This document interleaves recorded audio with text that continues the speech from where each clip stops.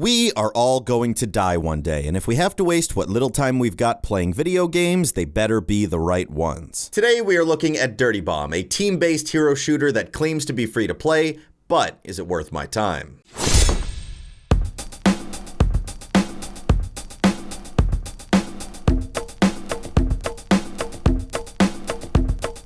Since starting the Worth My Time series, a few games continue to come up in the comments. Anthony, please do Warframe. 100,000 subscriber special. Anthony, you should look at Modern Combat Versus again. I plan on it. And surprisingly, Anthony, look at Dirty Bomb. You have to check out Dirty Bomb. Now I say surprisingly because up until a few weeks ago, the only thing I thought about Dirty Bomb was, do people still play that? That's not an insult, but I think public perception of Dirty Bomb is, what, that old game from a few years ago? Dirty Bomb has an interesting development, spanning almost 7 years from concept to its 1.0 release this year. Most of the footage in this video was recorded before the 1.0 launch, so you'll see that little beta thing on the bottom, but not much has changed with the update. It's fine. So let's jump in and take a look at Dirty Bomb, a game that many say is already dead. Splash Damage, the developers of Dirty Bomb, have a surprising pedigree to them considering the game's success. They're no strangers to the multiplayer FPS, having worked on classics like Wolfenstein Enemy Territory, Doom 3's multiplayer, Brink, maybe less classic there, and more recently Gears of War 4. Some big names that definitely show where the quality of Dirty Bomb comes from.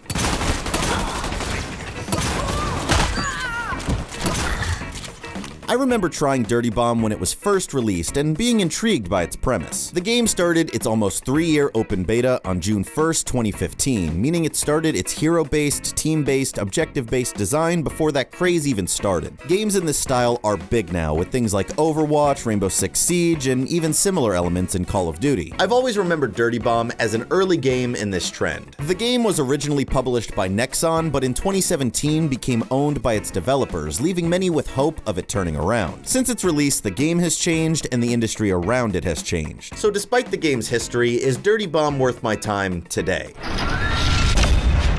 Dirty Bomb, a fast-paced shooter where teams of mercenaries battle through radiation-ravaged London for riches and bragging rights. So let's just go through my experience with the game step by step. You open the game and the first thing you see is Data Collection Agreement.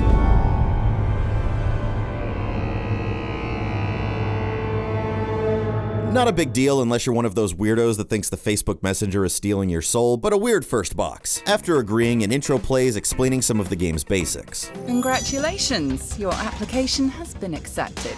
Since the Dirty Bomb incident, control of London was given to the Central Disaster Authority, who've been tasked with cleaning the city up. Your tasks are simple. Select your squad of mercs, take them into combat, complete objectives, work as a team, and then reap the rewards to expand your arsenal. It's pretty straightforward and has some high production values compared to other games I've looked at. You've already taken your first steps in a rewarding and fast-paced career.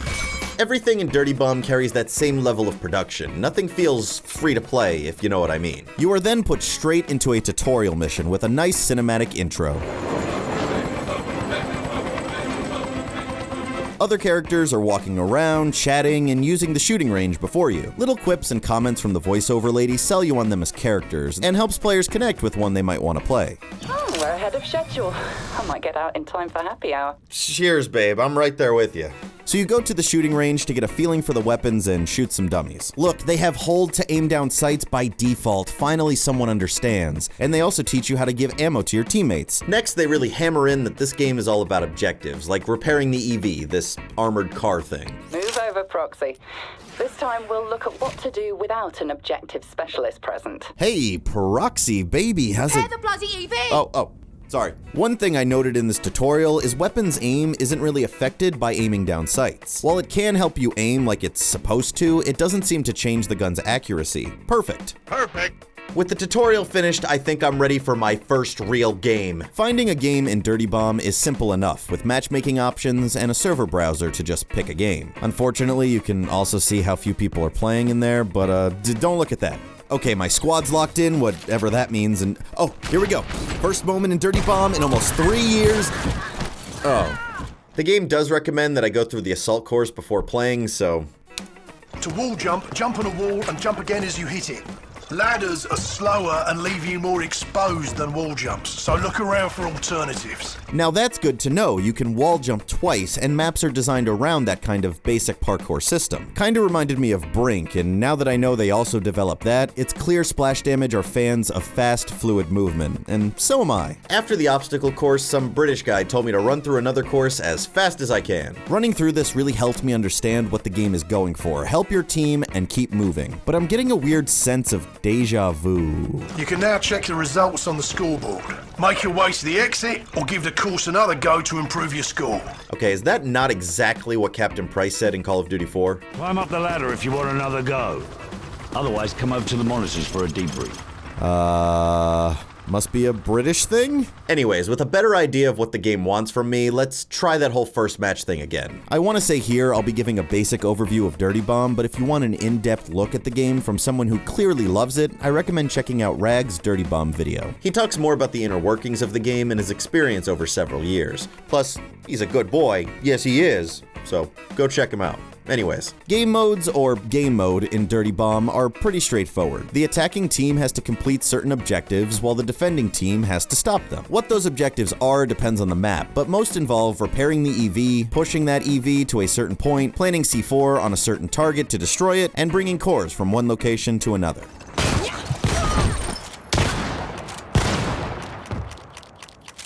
The beginning of every match shows you the objectives anyways, in case you have the attention span of a Fortnite player. Oh shit! Call it out, Fortnite! Why am I picking on Fortnite? It's like it's just the popular thing to do! First destroy the track switch. No! Then destroy the blocker carriage. No! Finally get the binary detonators to the chopper. No, no, no, no, no! With 1.0, they've reintroduced a game mode called Execution to the community servers, but it was originally removed for a reason. After some time, the decision was made to remove it, as we wanted to focus our attention more on the core game modes, Objective and Stopwatch. Dirty Bomb is extremely focused on one game mode, instead of a smorgasbord of deathmatch, team deathmatch, capture the flag, domination, battle royale, all that nonsense. I appreciate a game that focuses on one unique mode and designs the whole game around that. While Dirty Bomb doesn't have a ton of maps, the ones there tend to be well balanced and thought out, offering different routes and checkpoints for each team to take advantage of. Usually around the main objective, you can find smaller objectives like opening a door, pumping gas out of the subway, teabagging an enemy team to break their spirits. These side objectives offer an advantage to your team, giving them better access to the objective and making them harder to defend. I know this is random, but I didn't know where else to bring it up. Does it bother anyone else that snipers put their gun out of frame instead of holding it up to their eye? Watch.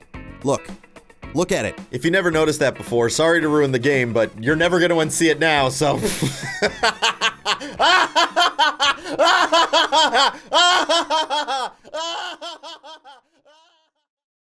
So I played through my first match, someone thought I was Thick 44, whoever that is, and I felt like I needed a new character since the few in this week's rotation weren't clicking with me. The game starts you off with enough points to unlock one new character, so I decided to take a look. I wish there was a way to switch characters in that training mode, because right now you just have to hope you like the character you spend almost 40,000 points on. They do rotate 3 free characters each week, so there might be a chance to try one out, but it's not guaranteed. I ended up picking Nader, a badass chick with a grenade launcher and a martyrdom ability. Everyone's favorite. She seemed like a simple enough character, and I was in desperate need of an automatic weapon, so Nader it is.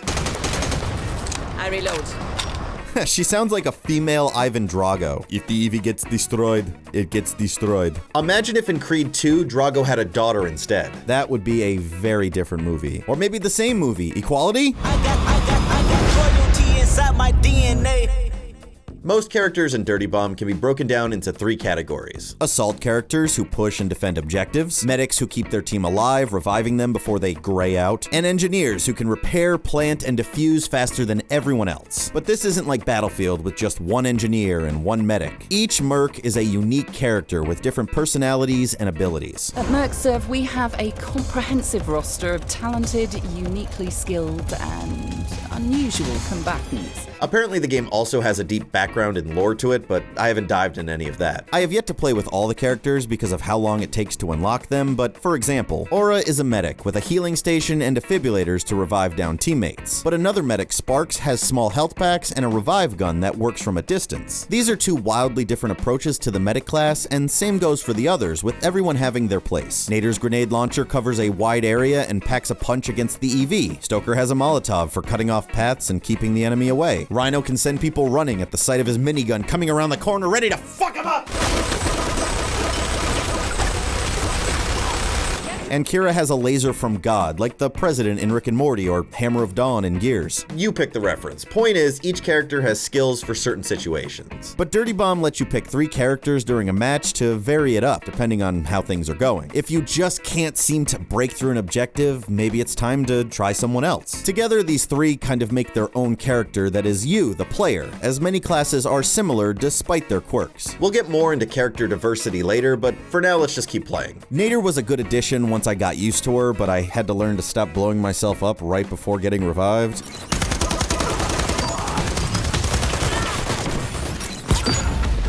Sorry, experienced Dirty Bomb players, I was learning. Don't be mad. With her, the gameplay of Dirty Bomb really started to click with its fast-paced wall jumps and powerful melee strikes. It's not For Honor, but the cycle of downing an enemy and then finishing him off with a knife or a big paddle thing felt great.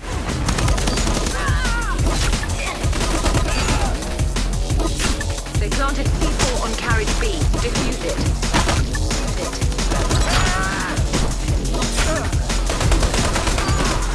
Disable their EV. Don't let them repair it.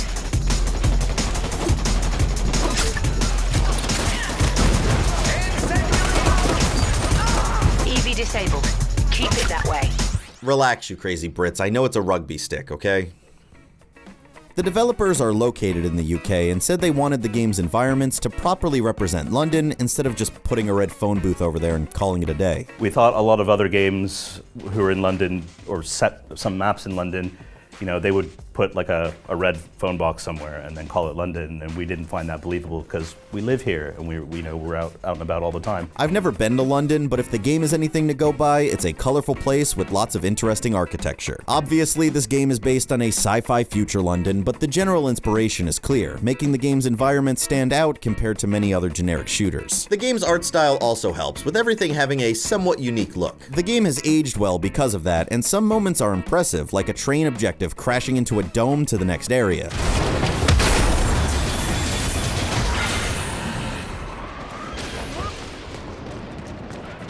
At the end of a match, a cutscene will play like Bad Company 2 did, showing a failed or successful mission. That's something I've always liked, giving some context to what you were doing in that multiplayer match. Pumps are f***ed. Good stuff.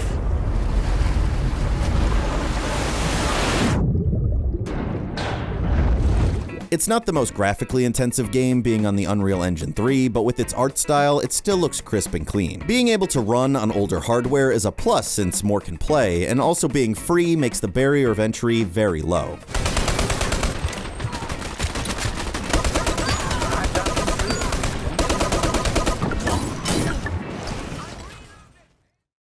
Alright, are you guys ready for the most exciting part of the video? We're gonna talk about money. So here we go. Dirty Bomb, the free-to-play hero shooter we are looking at today, is not pay to win. That's right, a free-to-play game where you can't pay your way to victory. Holy shit, that's rare! Hell, some AAA games can't even say that, but at first, Dirty Bomb does raise a few eyebrows. In Dirty Bomb, you have to buy each character, but you can also get loadout cards for them, unlocking different combinations of guns, melee weapons, and perks. This is done with cases you can open old-school CSGO style.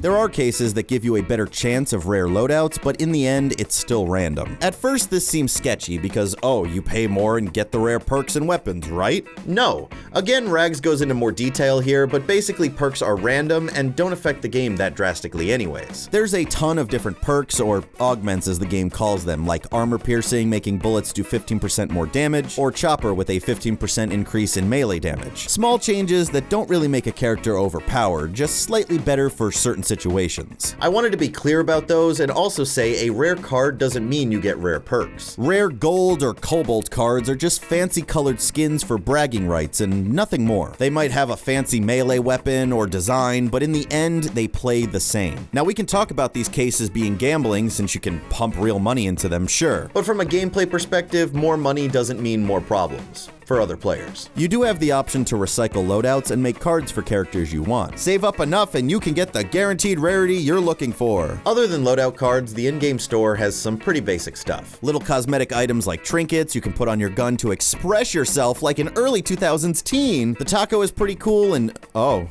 that's just a ball sack. I don't really feel comfortable putting teens in ball sacks that close. Can we change the no, it's too late. I did end up getting the beta trinket since I technically played the beta for a few days, so that's cool. They also have credit boosters and weapon crates that require a key, again like old CSGO. Guys, let me tell you about this awesome site I just found called DB Lotto. Yeah, you just go to that website, The first match of the day gives you gold bonuses, and I earned several loadout cases, weapon cases, and credit boosters just from playing. They also give you one key right off the bat to, you know, get you hooked. Remember how good it felt opening your first case? Don't you want another? Come on. Look at this shiny box waiting for you to go inside. They know what they're doing, but overall, it's nothing I haven't seen before, and they gotta make their money somehow. But I always look at games without spending $1, just my time. That's kind of the gimmick of the show, so I really pay attention to the grind. After unlocking Nader, I wanted to see how long it would take to get back to 45,000 points. At first, this seemed like a daunting task, with each match only giving me around 400 points unless I did really good. But then I started to take into account daily missions and bonuses. They also give you an extra 10, 20, 30% if you keep playing in the same server, so the game tries to help you, but there is still a grind. People online say it takes about 200 hours to unlock every character, and that's a big number. I think getting the characters should be the easy part, with loadouts and skins being the real moneymakers. There's a reason cute anime girls keep popping up in these games. People buy that crap. Sorry, Nader, listen, we need you to take one for the team, sales are down, and we need a gimmick. Don't worry, Bushwhacker's also coming out after we whack his bush. I'll be right back. Now, the team in Dirty Bomb is very important, and I see the benefit of players only having a few characters. You can laser focus on those mercs and learn their ins and outs, instead of getting frustrated and overwhelmed by everyone at once. My shoe's untied! Help! Help! Go to my Patreon! I need money for new shoelaces! Also, as Rags brings up in his video, every character in Dirty Bomb is a viable option. Sure, some characters are better at certain things, but a skilled enough medic could still take down an entire team. Can you aim better than your opponent? Can you move better than your opponent? Those are the things that make you better in Dirty Bomb, not getting lucky or the amount you spend. I'm sure there's some small balancing issues, every game has them, but there were very few— oh, come on, that's bullshit! —moments when I played. I've been playing Dirty Bomb for a few weeks now, and I want to keep playing the same way as Overwatch or Dead or Alive, a guilty pleasure of mine.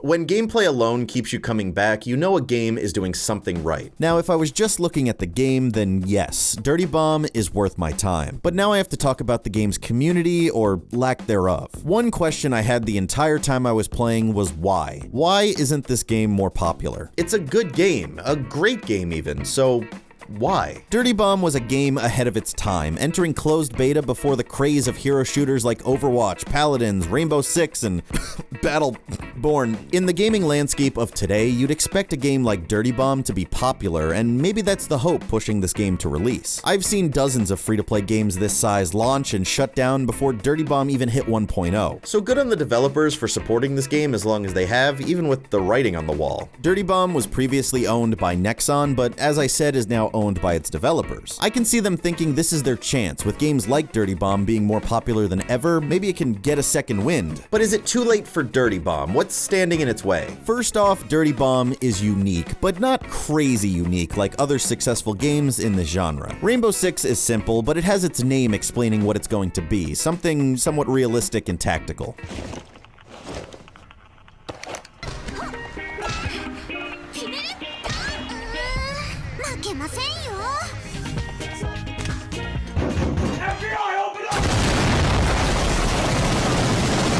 And I've refrained from really talking about Overwatch because the games are really very different, but a few key elements may hint to why one is more popular.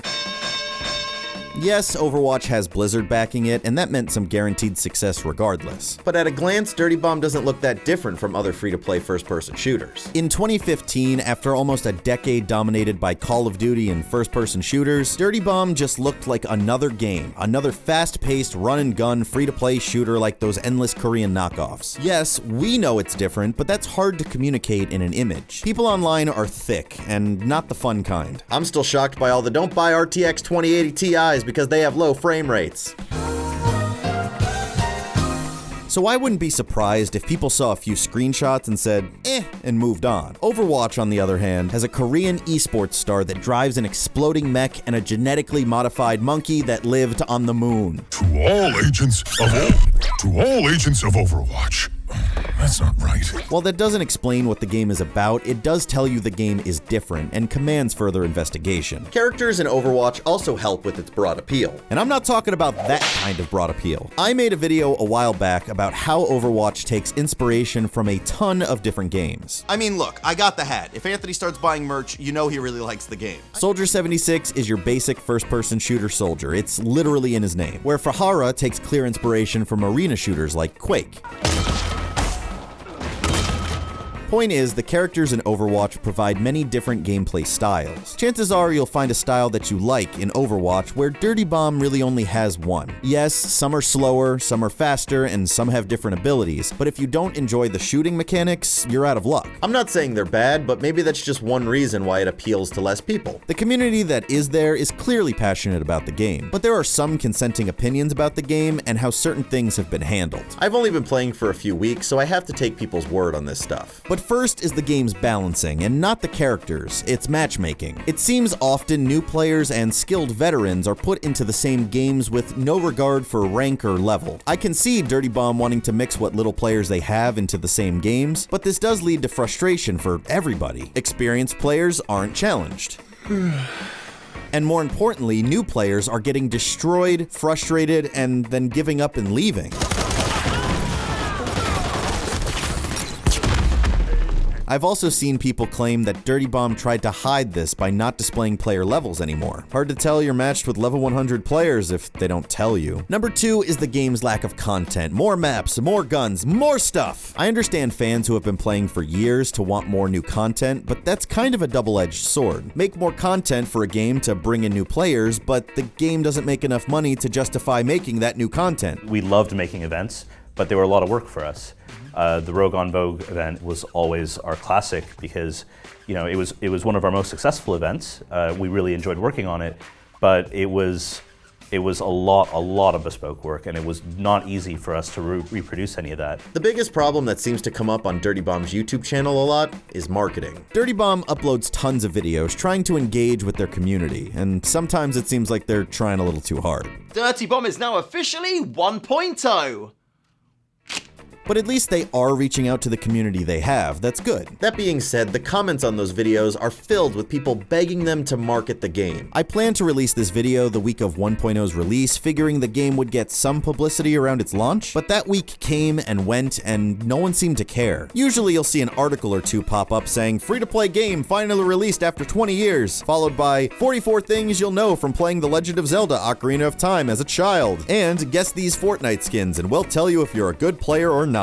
Jesus Christ, BuzzFeed. I just had to put this in here because I was looking through really stupid BuzzFeed articles, and this one said, pick a bunch of 1980s stuff and we'll reveal your personality type. I mean, somebody there writing that article is dead inside. They've given up. They're just like, pick a bunch of crap and we'll give you an answer. Anyways, the biggest things I saw were banners above the Steam free-to-play tab and in that little Steam box that pops up when you start it. Perception of Dirty Bomb is either that game's still around or what's Dirty Bomb? Both answers that stem from a lack of marketing. I'm not saying they should buy a Super Bowl ad or ads at all, that shit's expensive, but what about word of mouth? I'm sure plenty of smaller YouTubers like myself would be happy to just work with a game developer on a video. The fact that I, Anthony, a fat, stupid, lazy 20-something nerd with my nose deep in the gaming shit, barely knew it was out says a lot. We made it! Dirty Bomb 1.0 is officially here. With the game officially out, maybe that's their plan, who knows. But a week or so after 1.0's release, things don't seem any different. Because of its small community and age, I don't know if we'll see a big future for Dirty Bomb. I hope I'm wrong though, I don't want to end this video on a negative note. I just wanted to look at a few reasons why a good game might be so overlooked. Whether it's marketing, updates, or the barrier to entry, that doesn't take away from the game at its core. Its gameplay is fast and fun, I like that it focuses on one game mode, characters are for the most part balanced and fair, the in-game store isn't pay to win, its art style and graphics look nice, and nobody plays it. It's strange. In a world where this game caught on, I could see it right up there with the big boys. Thousands of people tuning in to the Dirty Bomb International. But where it is now, maybe it just got unlucky. With all that in mind, I still have to say, as a game, Dirty Bomb is definitely worth my time, and I recommend you check it out. Just while you can.